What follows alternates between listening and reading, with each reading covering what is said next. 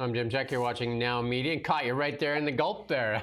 With me, Gavin Dew, MLA for Kelowna here.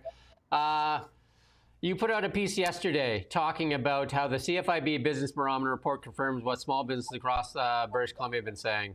Confidence is cratered in BC, and BC is falling behind the rest of the company. I think I spoke with Peter Millibar, too, the MLA in Kamloops. They're talking about competition for capital. I think this all flows together. And BC kind of like not doing well, even when we talk about capital flee or competition for capital. BC low on the poll when compared to the other provinces. Yeah, absolutely, Jim. This is the Canadian Federation of Independent Business releases a monthly business barometer that looks at a number of different measurements of the health of small business in provinces across BC. One of the things that I track regularly is their indicator of small business confidence. So I've been watching that every month for a long time. And what we see again this month is that British Columbia is at the absolute back of the pack with the lowest business confidence and a very significant decline in small business confidence. So that's a very worrisome trend. It's one that's been long running, and it's one that I think correlates to a lack of action to help small business from this government. Yeah, I think Renee Merrifield says it several times on the Beyond the Ballot show that since the NDP have taken power, 13 new taxes or 32. How many? 32? 32. Oh, I had the number wrong. Well, I missed it by a bit there. But it's also the youth are leaving for more opportunity too. So it's kind of like a double-edged sword. Here we have, businesses. I think the Global put out a piece saying 1 in 5 small businesses in BC could go under within 6 months without help. And then you just said before we went on that it's even the starts of new businesses have fallen as well. So we're seeing businesses fail, we're seeing businesses worried, and we're not seeing new businesses coming in. Yeah, that's absolutely it, Jim. I mean, one of the big stats we look at on the housing front is housing starts, and those are down dramatically in British Columbia. By the same logic, when we look at small businesses, I look closely at the numbers around bankruptcy rates and new business formation. And both of those have been trending downward over the last number of years. So in the CFIB Business Barometer, that a lot of that is self-reported information from companies indicating what their level of confidence is.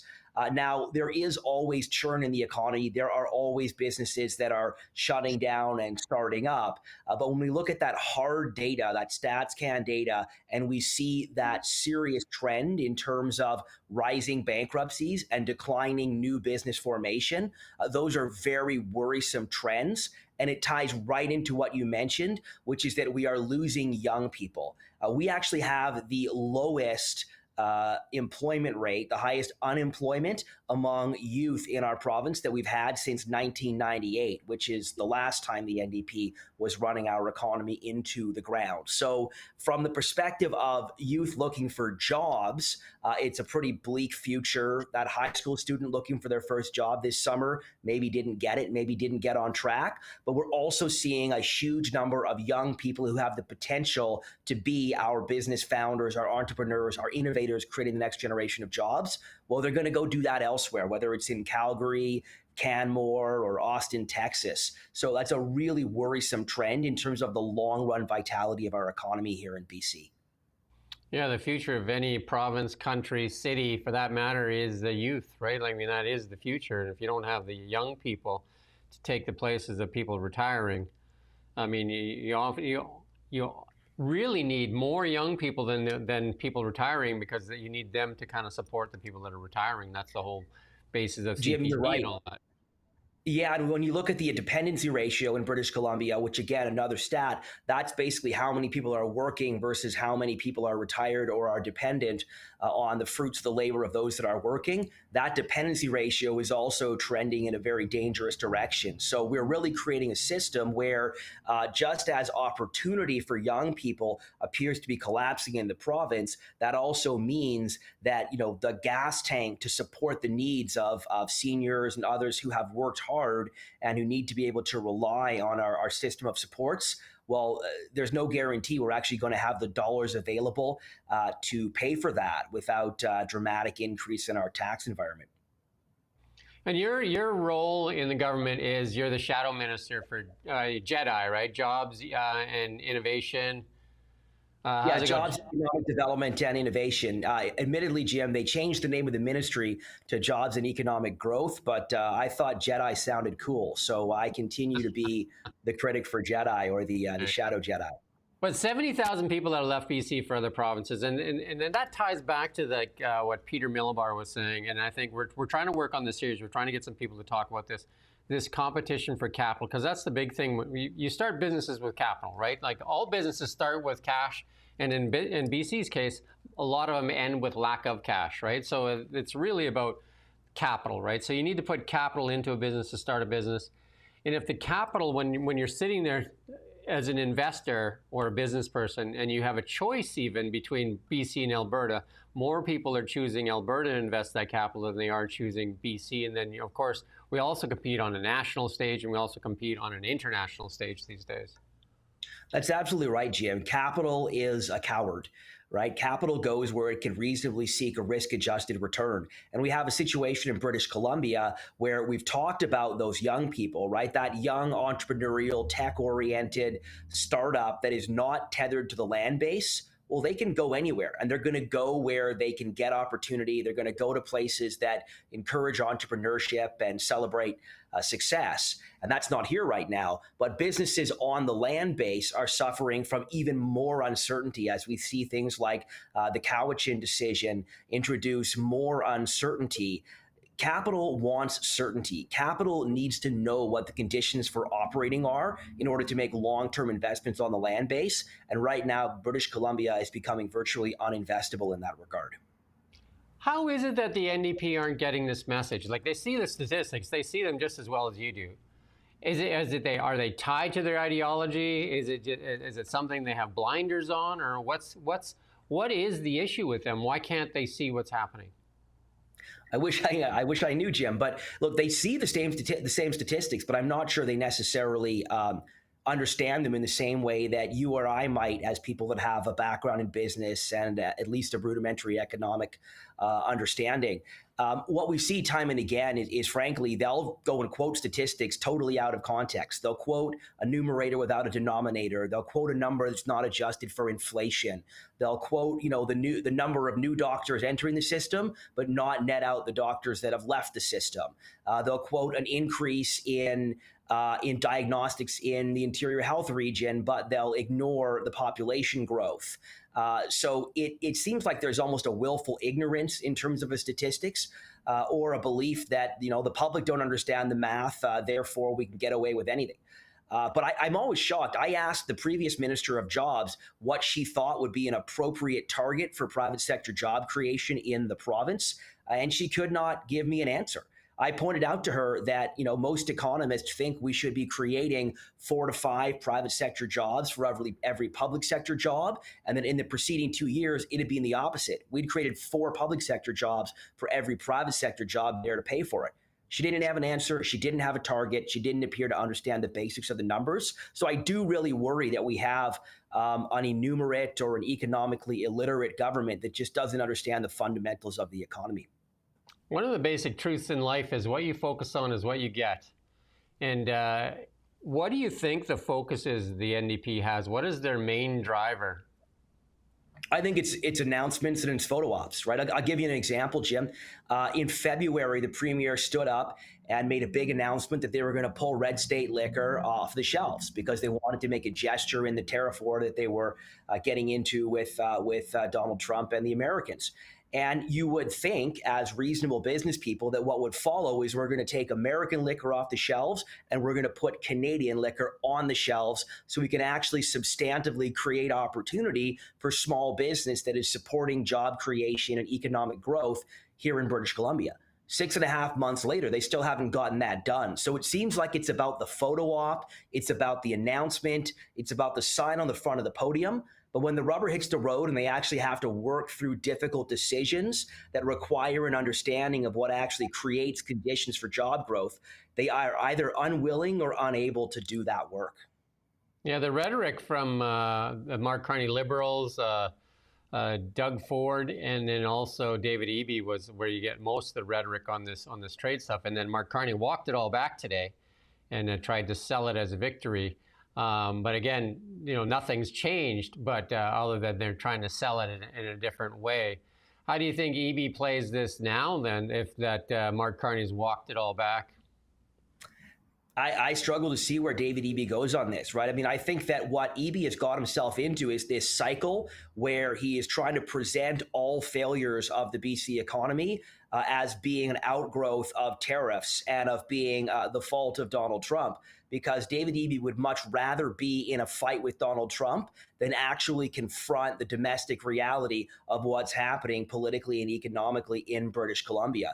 At some stage, David Eby is going to have to wake up. He's going to have to realize that much of the economic malaise and the economic decline that we're facing in British Columbia is directly attributable to the action and inaction of his government over the last 8 years. And at some point, he's either going to have to start implementing the changes that are within his control, or he's going to have to get out of the way and let somebody else clean up the mess he's made. Do you think Brenda Bailey, as finance minister, is doing a good job there? Like, I mean, they're going to have to table that report here, I think, around mid-September, and that's going to give us a really good indication of where we're at. Yeah, that quarterly financial update is going to be absolutely brutal, Jim. And I think that they're not in a good place in that regard. I obviously, I have respect for Brenda Bailey and I wish her well in her job. I hope she is successful as Minister of Finance. But so far, what we've seen over the last number of months has not given the opposition much confidence in the economic literacy or the management capability of that government as a whole when it comes to their ability to manage the economy, when it comes to their ability to communicate about the economy, and when it comes to their ability to actually execute on any kind of a determined program that is going to get us out of the fiscal mess that we are in in part to a massive growth of government over the last 8 years, where we've seen, depending how you measure it, around 40% increase in the number of public sector employees in British Columbia, with only single-digit growth in the private sector jobs that pay for government. So there is a real mess there, and I see no indication that they actually have a plan to get us out of that mess. Yeah, that stat, the 70,000 people leaving BC, and a lot of that going to Alberta, is really concerning when we lose our youth, and that's the future of the province. And then, and then again, the capital, it comes back to capital. If people are not choosing British Columbia because of that certainty, that Cowichan decision, and a few other things, the regulation, the red tape, the time horizons, you can see the Airbnb policy. There's a lot of anti-business kind of like policies that have been introduced by the NDP. How do they walk that back? And then, and how do they, I have no idea how they become fiscally responsible. Yeah, Jim, I just don't know how they walk it back. I'll give you an example on short-term rental. You and I both know that during the election last October, we had NDP candidates locally who were firmly committed to a made in Kelowna solution on short-term rental. And I will give them credit for acknowledging the reality that the short-term rental policies imposed on high from the government were not working for Kelowna. I was hopeful that we would see changes made prior to this summer season when we had this opportunity in terms of, patriotic tourism, people wanting to spend their dollars in Canada. We had an opportunity to unlock short-term rental and to have that be part of our tourism mix this summer. I pushed the Minister of Housing at the time, Ravi Kahlon, on that repeatedly. I asked him specifically what those local NDP candidates had meant by a made in Kelowna solution, and whether were they deceiving the public or were they being deceived by the NDP. He had no answers on that. No action was taken. No flexibility was introduced, because I think they painted themselves into the corner on that policy, just as they have done on so many other policies. And they don't seem to have the nimbleness to actually pivot off of policies that are demonstrably not working, whether it's what they've done to our forestry sector, whether it's the effects of decriminalization, drug decriminalization on addiction, homelessness, and mental health. I just don't see a lot of nimbleness from this government or a lot of willingness to admit that they've screwed up and actually pivot toward policies that might turn the corner for us. I asked that question of Brenda Bailey on the Airbnb policy, and she quoted that report that they used the study. And I pointed out to her, and I also pointed out to David Eby when I got to interview him, that study was funded by the BC Hotel Association. I said, don't you think there's bias in that report? Because like, who are the big winners in the Airbnb policy? And that's the Hotel Association. We saw that with Taylor Swift concerts and other things. And even in Kelowna right now, if you try to rent a hotel room, you're going to see that the fees have gone way up. Yeah, I think, a lot of people have pointed out that there's not necessarily a zero-sum game between hotel and short-term rental. They're complementary products, especially for tourists, right? When I travel individually for business, I'm a hotel guy, but I often do large group family travel where we want nothing more than to be able to get a short-term rental. We want to be able to get up in the morning, cook breakfast for our kids. We know from the statistics that in a short-term rental scenario, spending gets spread out more broadly around a community. We know that there's an extended economy that comes from it, right? Whether that's the people that are cleaning, whether it's the handyman plumber who's getting more repair jobs, whether it's all kinds of different businesses that benefit. We know the two things are complementary. I think the real issue is that the NDP government has become so ideological and so blinkered around short-term rental that they're ignoring really obvious issues, like the fact that their refusal to allow purpose-built short-term rental projects like Aqua in my riding, is basically an assault on private property rights. That was a development that was, developed, built, sold over 14 years with the express purpose of being short-term rental, only for people to be taking possession of units and be forced to lose thousands of dollars a month because the government's taken away their property rights and their right to do what they bought those units to do, very explicitly. You talk about ideology, and I don't want to bring too many subjects, but I'm going to leave this one because you did bring it up, the Cowichan decision there too. I interviewed Jeff Moyse, an Aboriginal lawyer. I think he was with the government for 31 years and practicing Aboriginal law for 33 years. And he said that the NDP chose not to argue, or actually directed its legal counsel not to argue extinguishment on fee simple lands. And he said that's really the only defense. And he said that when I asked him what would be the difference between a conservative government and an NDP government, he said it's the ideology and their decision not to argue extinguishment on private lands. Yeah, that certainly from a legal perspective, that seems to be a really crucial point that people are identifying. Mr. Moyse has done some very good analysis, and I know that you also had my colleague Scott McInnes, who is our critic for Indigenous Relations and Reconciliation on, and Scott's been very, very strong and very well informed on this issue. What I want to drive home for folks is just what the implications are for everyday people. Because, you imagine a situation where you've got a home, you've got a mortgage on your home, and you go to renew your mortgage next year, and the bank's not sure whether you actually have ownership of your home. So your ability to remortgage your home is in question. You decide you want to sell your home, and you're not really sure whether it's worth what it was worth anymore. So the uncertainty and potentially the prolonged years of uncertainty that has been created for individual property owners as this process goes through the courts is going to be extraordinarily difficult. And then, of course, you combine that with challenges around the ownership of municipal infrastructure. You combine that with challenges around certainty on the land base for industrial facilities that nobody's going to invest 10, 50, $100 million into expanding a facility and creating more jobs, more growth, more tax base if they don't know what the status is in terms of the ownership of that property. So we're creating uncertainty at a very specific level, but also a broader feeling of uncertainty on the land base.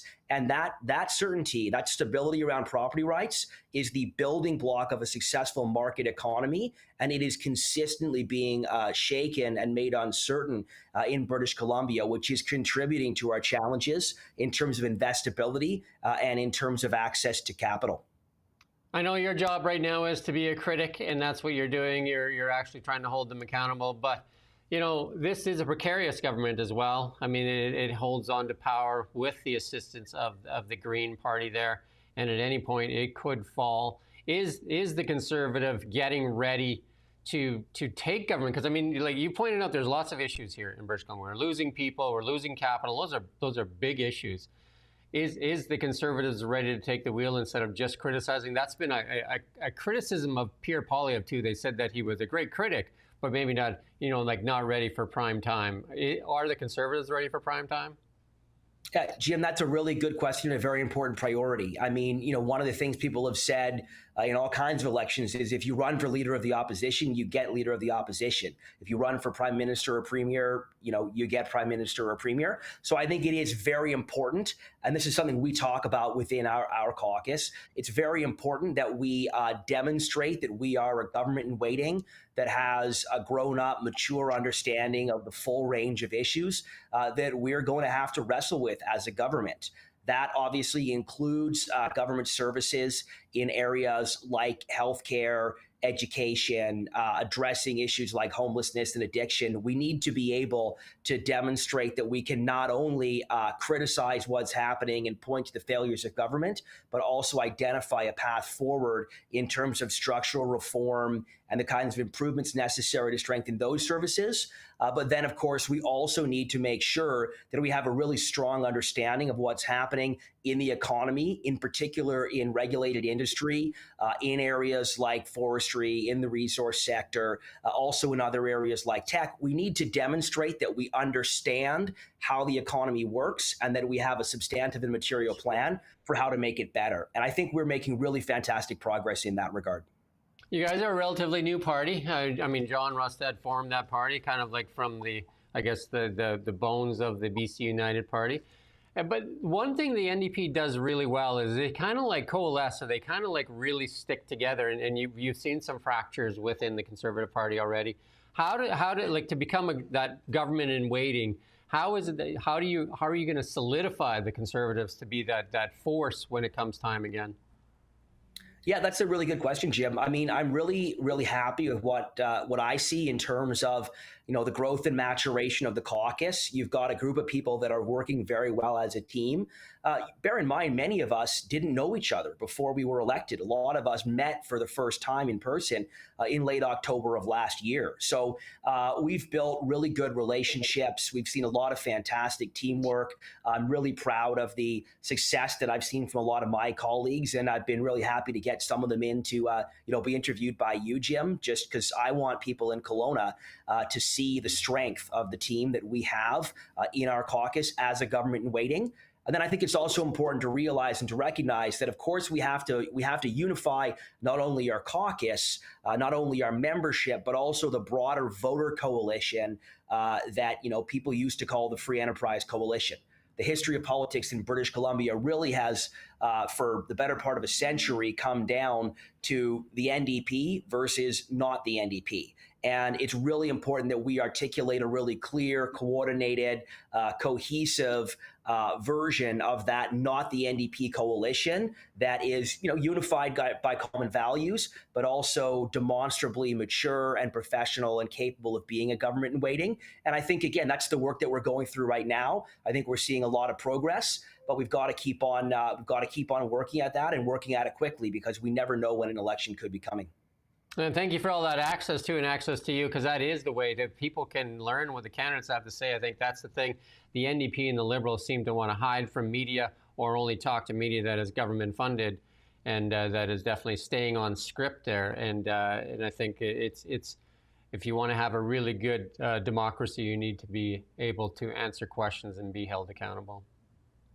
Yeah, Jim, always happy to come on. I mean, I think that we, as elected officials, I think one of the great blessings of being in this role is the opportunity you get to go and meet with people, to tour facilities, to get a more and more detailed understanding of how the different pieces of the economy, pieces of government services, fit together, you learn more and more and more, and you become more informed. And I think, again, Jim, that's what prepares you to be a government in waiting, to be able to ask the right questions and to have a really solid understanding of what's happening, not only within government, but also out there in the economy and out there in the community. So you got to talk to people, and I do my best to do that as much as possible. Well, I do thank you for your time, and hope you the best for the weekend. It looks like it's going to be a gorgeous weekend. The sky is blue today, and the weather's just perfect. I love the fall. That's my favorite time of the year in the Okanagan here. The fall, when it's kind of cooler at night, and you still get those beautiful afternoons, and it's not scorching hot either. And we've had a great summer here in the Okanagan as well. Yeah, absolutely. Thanks again for having me, Jim. I always appreciate it. All right, and we thank you for watching Now Media. We don't just report the news. We live here too. We're your neighbors, bringing you stories that matter to all of us. No government funding, no